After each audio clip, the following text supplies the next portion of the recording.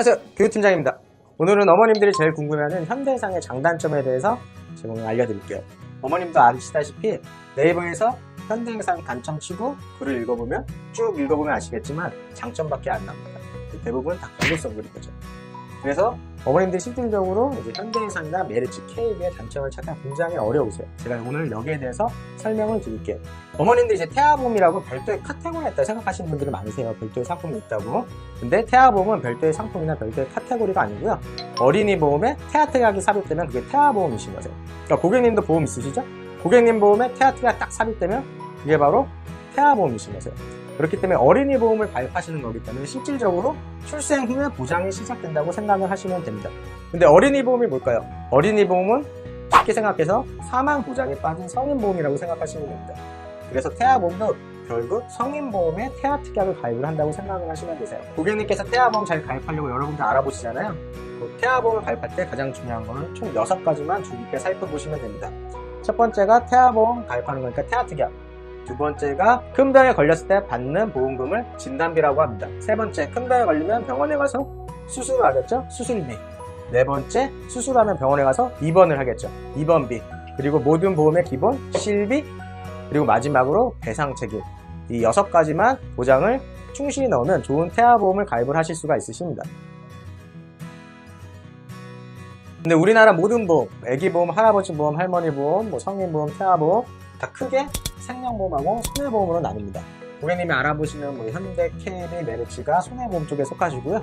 생명보험은 신한생명, 동양생명, 삼성생명 이런 회사들이 있다고 생각하시면 되세요.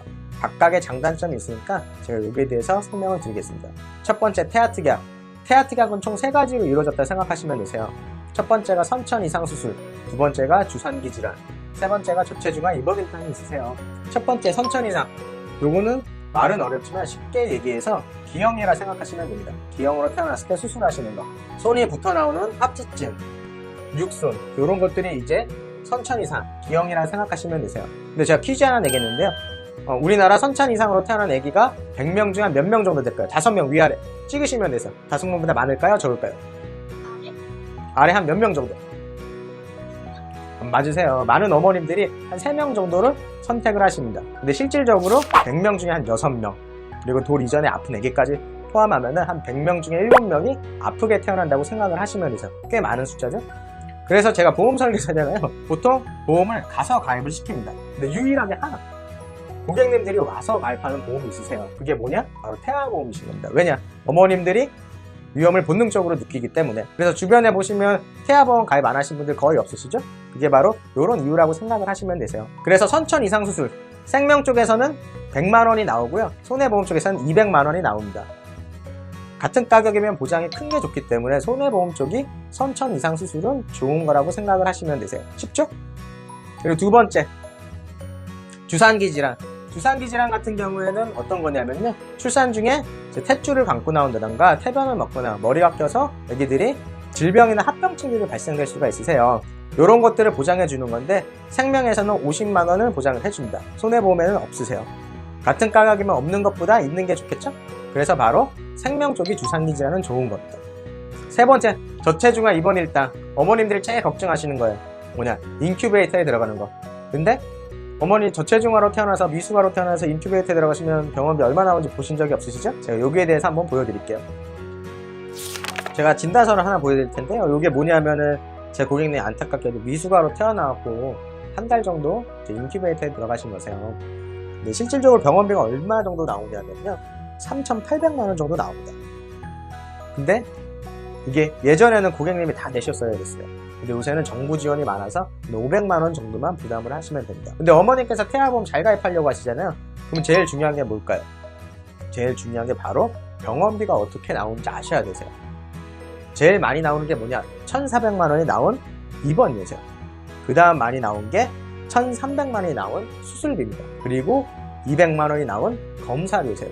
그러니까 고객님은 태아보험 가입하실 때 입원비, 수술비, 검사비만 짱짱이 내시면 좋은 태아보험을 가입하실 수가 있으신 거세요.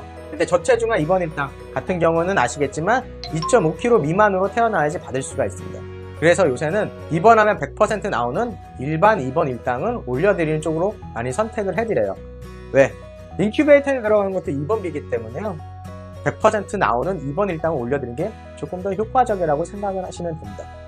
그래서 저체중아 입원 일당은 넣으셔도 되고 차라리 다른 입원 일당을 올리는 쪽으로 선택하셔도 됩니다. 그리고 이제 두 번째, 진단비. 말은 어렵지만 진단비라는 건 큰 병에 걸렸을 때 받는 보험금을 진단비라고 합니다. 그러니까 쉽게 말해서 큰 병은 진단비라고 생각을 하시면 되세요. 우리나라 3대 큰 병, 뭐가 있죠? 첫 번째가 암, 두 번째가 뇌, 심장. 드라마 보면 뇌 잡고 쓰러지거나 심장 잡고 쓰러지잖아요. 이게 바로 우리나라 2대 질환이라고 생각을 하시면 되세요. 첫 번째 암 같은 경우에는요, 생명하고 손해하고 약간의 차이가 있는데요. 제가 우선 100세 기준으로 말씀드리겠습니다. 생명은 일반암이 5천이고요. 고액암이 1억까지 들어가세요. 손해보험 같은 경우는 100세 플랜 같은 경우에는 일반암이 5천까지 들어갈 수 있는데 일반적으로 3천만 원이 들어갑니다. 그리고 고액암이 8천만 원 들어가세요. 근데 고액암이 뭐냐면요, 대표적으로 이제 수술이 안 되시는 암이라고 생각을 하시면 되세요. 대표적으로 이제 백혈병, 피에 암 걸린 거잖아요. 그래서 수술이 안 되기 때문에 항암 치료나 방사선 치료만 하기 때문에 치료비가 굉장히 비쌉니다. 근데 이 백혈병 같은 경우에는요, 보통 치료 방법이 일반암과는 좀 다른데요. 고액암 같은 경우에는 예치를 해야지 치료를 받을 수 있는 경우가 상당히 많습니다. 근데 그 비용이 대략 5천에서 8천, 많으면 1억까지 가세요. 그렇기 때문에 고액암은 많을수록 좋습니다. 대표적으로 TV에서 나오는 소아암들이 대부분 이제 고액암이라고 생각을 하시면 되세요. 그래서 암 쪽은 생명 쪽이 보장이 더 좋다고 생각을 하시면 됩니다.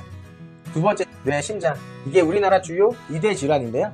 요거 같은 경우에는 손해보험이 무조건 좋다고 생각을 하시면 되세요. 제가 차트를 하나 보여드릴 텐데요. 손해보험은 뇌혈관 질환 100%짜리가 됩니다. 근데 생명은 뇌졸중 70%짜리밖에 가입이 안 되세요. 그래서 보장이 큰 게 좋기 때문에 뇌혈관 질환이 좋습니다. 그리고 뇌혈관 질환 같은 경우에는 특별한 이벤트나 특판 상품이 아니고서는 성인들이 가입하기가 어려우세요. 애들만 가입을 할 수가 있다고 생각을 하시면 됩니다.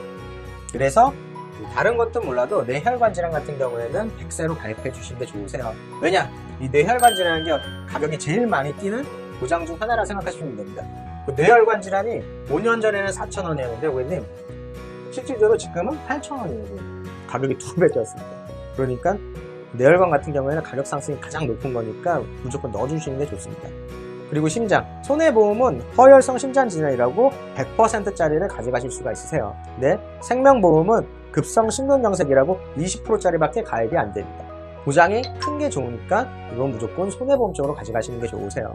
마찬가지로 허혈성도 가격이 급격히 상승하는 보장 중 하나니까 다른 보장들은 다 30세로 가져간다 쳐도 이거는 100세로 가져가시는 게 좋습니다. 세 번째, 수술특약. 수술은 제 생명하고 손해보험하고 가장 큰 차이가 있다고 생각을 하시면 되세요. 생명은 1종부터 5종까지 보장이 된다고 생각을 하시면 됩니다. 1종이랑 5종이냐 뭐냐면은 이제 난이도에 따라서 10만원부터 500만원까지 보장을 해준다고 생각을 하시면 되세요. 보장 범위가 얼마나 넓냐면요, 성형이나 비만 이런 거 제외하고 대부분 수술이 다 나온다고 생각을 하시면 됩니다. 생명보험 수술 같은 경우는요, 지금도 제왕절개도 나올 뿐만 아니라 옛날 같은 경우에는 임플란트도 나올 정도로 보장 범위가 넓었습니다.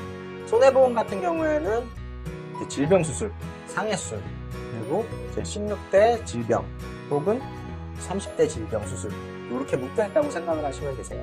이 수술들이 생명보험보다 보장 금액이 적거나 보장 범위가 제한적입니다. 이 보장에서 보장이 안 되는 것들은 별도의 특약으로 보완을 하게 되는데요. 이 보완되는 별도의 특약 중에서 중요한 특약들이 최초 1회, 한 번밖에 안 나옵니다. 손해보험에서 좀 안 좋은 게 뭐가 있냐면요, 어린이 개용심장, 조금 어린이 개용심장이 1회밖에 안 나온다는 큰 단점이 있으세요. 이게 왜 안 좋냐? 그 선천 이상의 50%가 심장입니다. 애기들은 100명 중에 1명이 심장 수술을 무조건 하게 돼 있어요. 근데 손해보험 같은 경우에는 200만 원이 한 번밖에 안 나오죠. 근데 생명은 어떻게 나올까요? 수술 3번 하시면 500만 원씩 3회, 1,500만 원 나옵니다. 개용 수술 하시면 무조건 500만 원이거든요. 그래서 큰 수술 같은 경우에는 생명 쪽이 좋으신 거죠. 그래서 성인보험에서 수술 특약을 생명 쪽으로 넣는 이유가 바로 이런 이유라고 생각을 하시면 됩니다. 네, 오늘 태아보험에 대한 주요 내용들을 제가 설명을 드렸는데요. 다음화에는 어머님들이 제일 궁금해하는 현대해상 왜 하는지에 대해서 제가 알려드릴게요. 그러니까 어머님들 대부분 현대해상 그냥 막 하죠. 네, 좋다니까 거기에 대해서 집중적으로 알려드릴게요. 자세한 보장 내용과 문의 사항이 있으신 분들은 아래 사이트를 이용해 주시면 됩니다.